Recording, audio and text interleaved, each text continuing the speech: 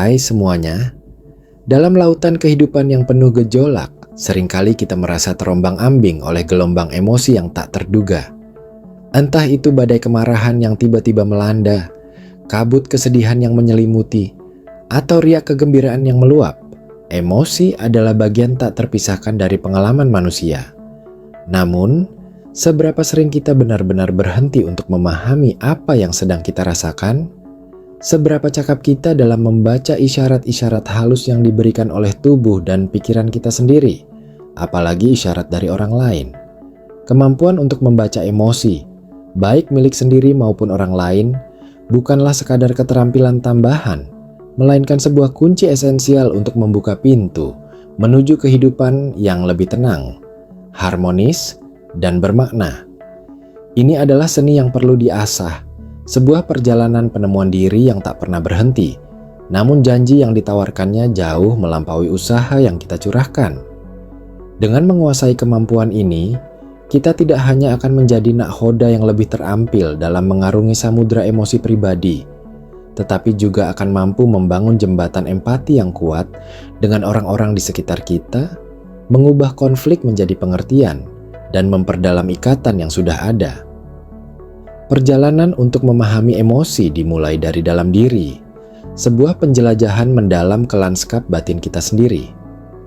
Langkah pertama yang krusial adalah mengenali perasaan sendiri, sebuah proses yang membutuhkan kesadaran dan kejujuran. Banyak dari kita tumbuh tanpa diajarkan bagaimana mengidentifikasi atau menamai apa yang kita rasakan. Kita mungkin hanya tahu sedih atau senang, padahal spektrum emosi jauh lebih kaya dan kompleks. Misalnya, di balik marah mungkin ada frustrasi, ketidakberdayaan, atau bahkan rasa takut yang tersembunyi. Untuk benar-benar mengenali perasaan, kita perlu menjadi detektif emosi bagi diri sendiri. Ini melibatkan perhatian pada tanda-tanda fisik yang muncul bersamaan dengan emosi tertentu. Ketika cemas, perut mungkin terasa mulas, jantung berdebar lebih cepat, telapak tangan berkeringat, atau napas menjadi dangkal.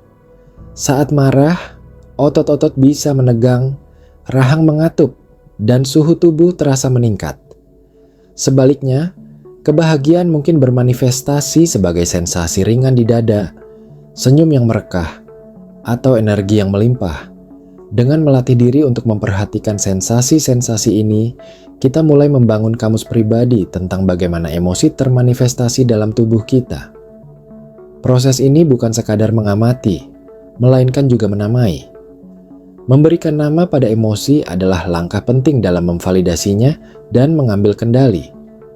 Apakah itu jengkel, kecewa, gembira, lega, iri, atau bersyukur?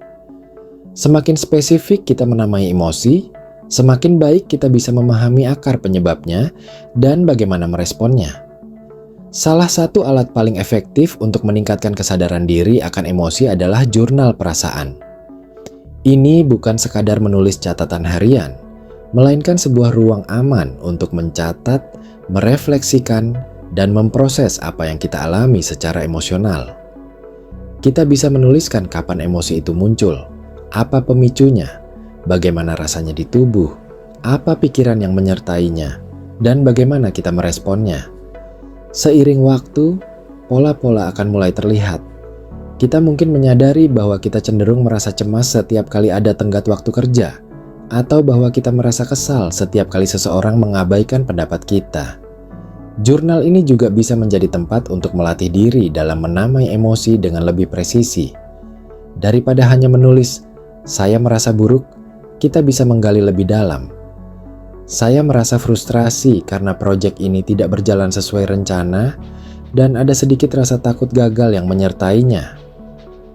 Selain jurnal, ada banyak latihan praktis yang bisa membantu. Misalnya, latihan pemindaian tubuh, body scan meditation, di mana kita secara perlahan memusatkan perhatian pada setiap bagian tubuh, merasakan sensasi apapun yang muncul tanpa menghakimi. Ini membantu kita terhubung dengan sinyal-sinyal fisik emosi. Latihan lain adalah check-in emosional secara teratur. Berhenti sejenak beberapa kali sehari dan bertanya pada diri sendiri, Apa yang sedang aku rasakan saat ini? Latihan-latihan ini, meski sederhana, secara kolektif membangun fondasi kesadaran emosional yang kuat, memungkinkan kita untuk menjadi lebih hadir dengan pengalaman batin kita sendiri dan lebih terhubung dengan diri sejati kita. Setelah kita mampu mengenali dan menamai perasaan sendiri, langkah selanjutnya adalah meningkatkan kecerdasan emosional. Sebuah kemampuan yang jauh melampaui sekadar menyadari apa yang kita rasakan. Kecerdasan emosional adalah kemampuan untuk memahami, menggunakan, dan mengelola emosi secara efektif, baik emosi kita sendiri maupun emosi orang lain, untuk memandu pemikiran dan tindakan. Ini melibatkan berbagai strategi dan latihan praktis yang memungkinkan kita tidak hanya merasakan, tetapi juga merespon emosi dengan cara yang sehat dan konstruktif. Salah satu pilar utama kecerdasan emosional adalah mindfulness atau kesadaran penuh. Mindfulness mengajarkan kita untuk hadir sepenuhnya di momen sekarang, mengamati pikiran dan perasaan tanpa menghakimi atau melekatkan diri padanya. Ketika kita mempraktikkan mindfulness, kita belajar untuk melihat emosi seperti awan yang lewat di langit. Mereka datang dan pergi, dan kita tidak perlu terjebak di dalamnya. Ini memberikan kita ruang untuk merespon, alih-alih bereaksi impulsif. Misalnya, saat kita merasa marah, alih-alih langsung berteriak, mindfulness memungkinkan kita untuk mengenali kemarahan itu, merasakan sensasinya, dan kemudian memilih respons yang lebih tenang. Seperti mengambil napas dalam-dalam atau menunda percakapan hingga kita lebih tenang. Selain mindfulness, self-compassion atau belas kasih diri adalah komponen krusial dalam meningkatkan kecerdasan emosional. Seringkali, saat kita merasakan emosi yang tidak menyenangkan, seperti kesedihan atau rasa malu, kita cenderung menghakimi diri sendiri, menambahkan lapisan penderitaan. Self-compassion berarti memperlakukan diri sendiri dengan kebaikan dan pengertian yang sama, seperti yang akan kita berikan kepada teman baik yang sedang berjuang. Ini berarti mengakui bahwa penderitaan adalah bagian universal dari pengalaman manusia, dan bahwa kita tidak sendirian dalam merasakan emosi sulit. Ketika kita mempraktikkan self-compassion, kita tidak menyangkal rasa sakit, tetapi kita meresponnya dengan kehangatan dan keinginan untuk meringankan penderitaan kita sendiri. Misalnya, saat kita merasa kecewa setelah gagal dalam sesuatu, alih-alih mencaci maki diri sendiri, kita bisa berkata, "Ini sulit dan tidak apa-apa untuk merasa kecewa. Aku sudah melakukan yang terbaik, dan aku akan belajar dari ini." Pendekatan ini membantu kita memproses emosi negatif tanpa terjebak dalam lingkaran kritik diri yang merusak. Pengaturan emosi adalah hasil dari integrasi mindfulness dan self-compassion. Ini adalah kemampuan untuk memodulasi respons emosional kita agar sesuai dengan situasi. Ini bukan berarti menekan atau mengabaikan emosi, melainkan memilih bagaimana kita akan bertindak berdasarkan emosi tersebut. Untuk mengilustrasikan, mari kita lihat studi kasus sederhana. Bayangkan seorang karyawan bernama Ani yang baru saja menerima umpan balik negatif yang cukup keras dari atasannya. Reaksi awal Ani mungkin adalah rasa malu yang mendalam dan keinginan untuk bersembunyi, diikuti oleh kemarahan terhadap atasannya. Jika Ani tidak memiliki kecerdasan emosional yang baik, dia mungkin akan merespon dengan marah-marah, menjadi defensif, atau bahkan memutuskan untuk berhenti. Namun, dengan kecerdasan emosional, Ani akan melalui proses yang berbeda. Pertama, dia akan merasakan sensasi malu dan kemarahan itu di tubuhnya, mengakui keberadaan emosi tersebut tanpa menghakiminya, mindfulness. Kedua, dia akan mengingatkan dirinya sendiri bahwa menerima umpan balik adalah bagian dari pekerjaan, bahwa semua orang membuat kesalahan, dan bahwa dia tidak sendiri dalam menghadapi situasi sulit, self-compassion. Kemudian, dia akan mengambil napas dalam-dalam dan memilih untuk merespon secara konstruktif. Dia mungkin akan meminta waktu untuk memproses umpan balik tersebut, kemudian kembali untuk mendiskusikannya dengan atasan secara tenang, bertanya apa yang bisa dia perbaiki, dan menawarkan solusi. Ini menunjukkan bagaimana Ani mampu mengatur emosinya, mengubah respons negatif menjadi kesempatan untuk belajar dan berkembang. Kecerdasan emosional juga melibatkan kemampuan untuk mengubah perspektif. Terkadang, kita terjebak dalam cerita negatif yang kita buat tentang suatu situasi. Dengan melatih kecerdasan emosional, kita bisa belajar untuk melihat situasi dari sudut pandang yang berbeda, mencari aspek positif atau pelajaran yang bisa diambil. Misalnya, kegagalan bisa dilihat sebagai kesempatan untuk pertumbuhan, bukan sebagai akhir dari segalanya. Peningkatan kecerdasan emosional tidak hanya mengubah cara kita berinteraksi dengan diri sendiri, tetapi juga secara revolusioner meningkatkan manfaat dalam hubungan sosial kita. Ketika kita mampu membaca emosi sendiri dengan baik, kita menjadi lebih peka terhadap emosi orang lain. Sebuah keterampilan yang tak ternilai harganya dalam setiap interaksi manusia. Kemampuan untuk memahami emosi orang lain, untuk berempati, adalah dasar dari komunikasi yang efektif. Ketika seseorang berbicara kepada kita, mereka tidak hanya menyampaikan kata-kata. Mereka juga memancarkan sinyal-sinyal emosional melalui nada suara, ekspresi wajah, bahasa tubuh, dan pilihan kata-kata mereka. Jika kita mampu mendengar sinyal-sinyal ini, kita dapat merespon dengan lebih tepat dan sensitif. Misalnya, jika teman kita menceritakan masalahnya dengan ekspresi wajah murung dan nada suara yang lesu, seorang pendengar yang cerdas emosional akan menyadari bahwa teman tersebut mungkin membutuhkan dukungan emosional, bukan sekadar solusi praktis. Mereka akan merespon dengan empati, seperti, "Aku bisa merasakan betapa beratnya ini bagimu," daripada langsung menawarkan nasihat yang mungkin tidak dibutuhkan. Empati yang mendalam ini juga merupakan kunci untuk membangun dan memelihara hubungan yang kuat. Ketika orang merasa dipahami dan divalidasi emosinya, ikatan kepercayaan akan terbentuk. Ini berlaku dalam hubungan personal, profesional, maupun keluarga. Kemampuan membaca emosi memungkinkan kita untuk mengantisipasi kebutuhan emosional orang lain, merespon dengan kasih sayang dan pengertian, serta menghindari kesalahpahaman yang bisa merusak hubungan. Dalam konteks penyelesaian konflik, membaca emosi adalah keterampilan yang sangat krusial. Konflik seringkali timbul bukan hanya dari perbedaan pendapat, tetapi juga dari emosi yang tidak terungkap atau salah dipahami.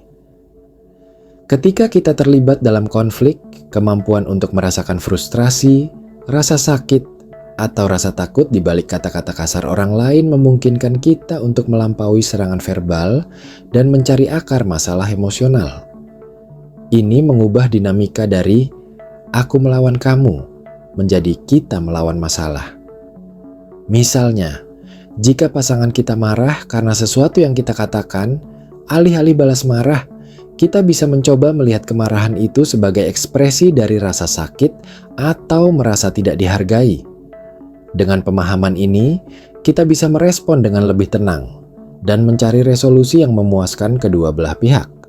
Lebih jauh lagi, kemampuan membaca emosi sangat penting dalam komunikasi asertif. Komunikasi asertif berarti mampu menyampaikan kebutuhan, keinginan, dan batasan kita dengan jelas dan hormat, tanpa menjadi pasif atau agresif. Ini membutuhkan kesadaran akan emosi kita sendiri, untuk mengetahui apa yang perlu kita komunikasikan, dan kesadaran akan emosi orang lain, untuk menyampaikannya dengan cara yang paling efektif.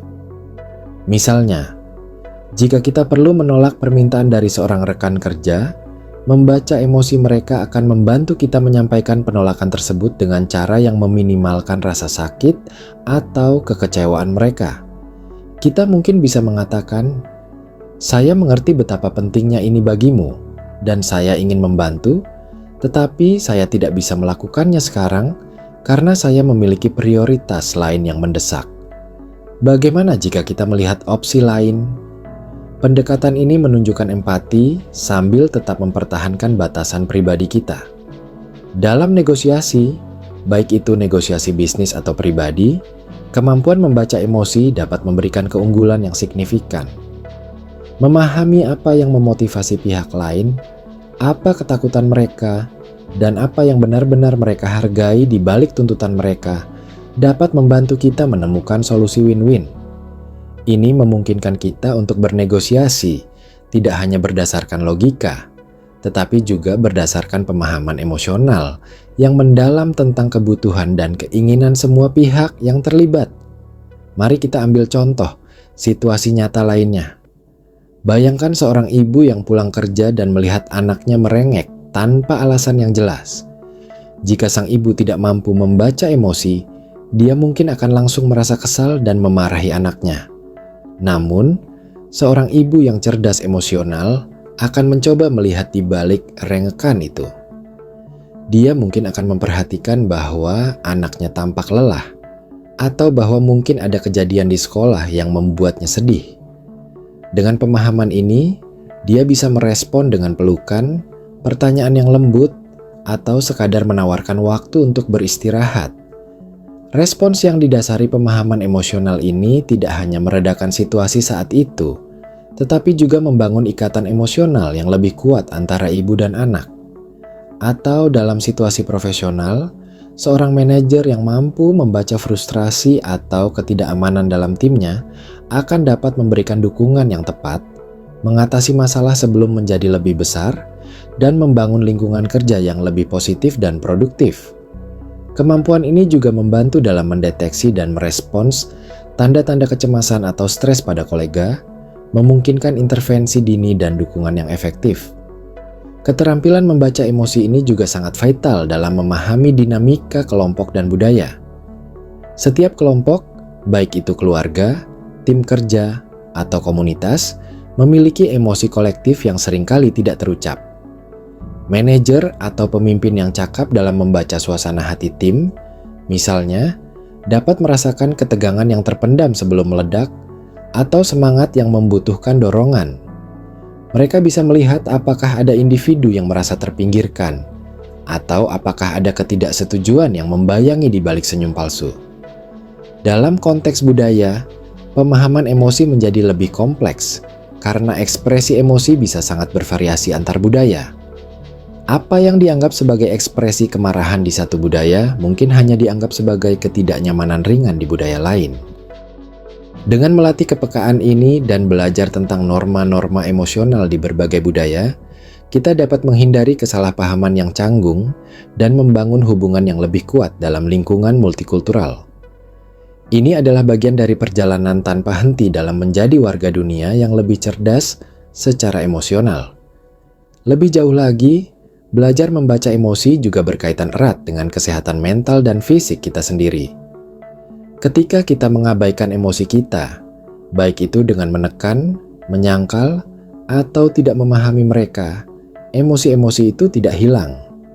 Mereka seringkali bermanifestasi dalam bentuk ketegangan fisik, kecemasan kronis, depresi, atau bahkan penyakit fisik. Pernahkah kamu merasa sakit kepala tegang saat sedang stres, atau perut mulas saat cemas? Itu adalah tubuhmu yang berbicara, mencoba menyampaikan pesan emosional yang mungkin tidak kamu dengarkan. Dengan belajar mengenali dan mengelola emosi secara sehat, kita dapat mengurangi beban stres pada tubuh, meningkatkan kualitas tidur, dan secara keseluruhan meningkatkan kesejahteraan fisik dan mental kita.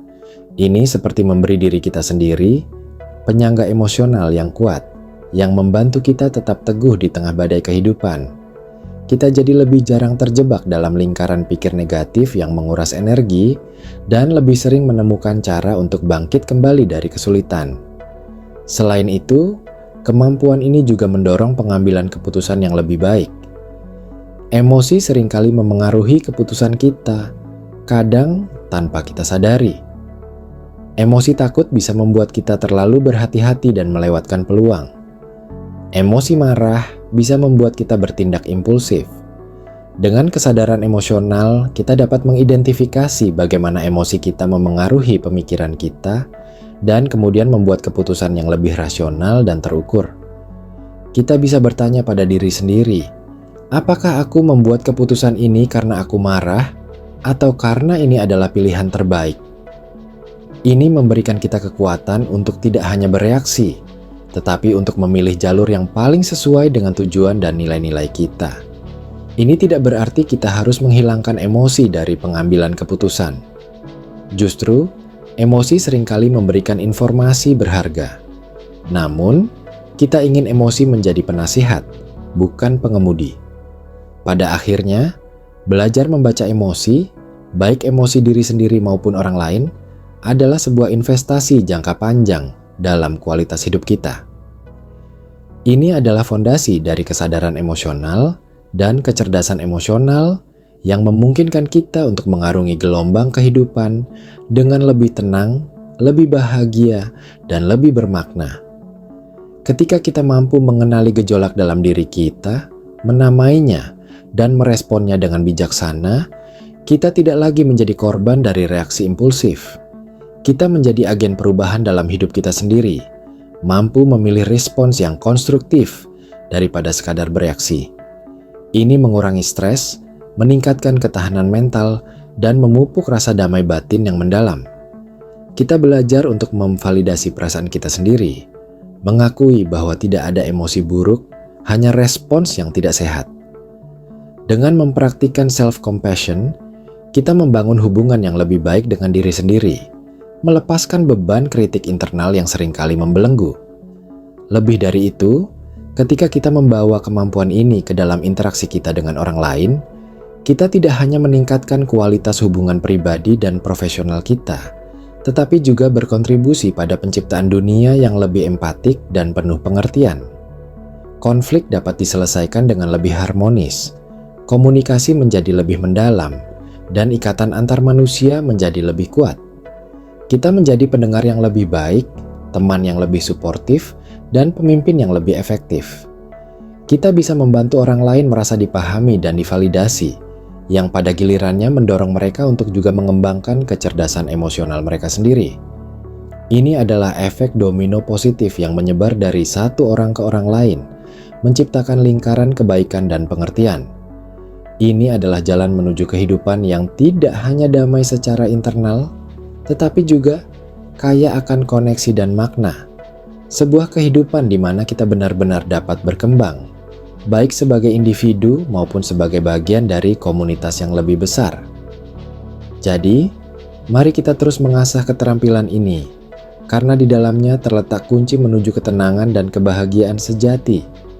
Ini bukan tujuan akhir, melainkan sebuah perjalanan berkelanjutan, sebuah praktik harian untuk menjadi pribadi yang lebih penuh, lebih terhubung, dan lebih mampu menghadapi segala yang dilemparkan kehidupan pada kita. Setiap hari adalah kesempatan baru untuk belajar sedikit lebih banyak tentang diri kita sendiri dan orang lain, untuk mempraktikkan empati, dan untuk menumbuhkan kedamaian batin. Dan pada akhirnya, inilah yang membuat hidup benar-benar berharga.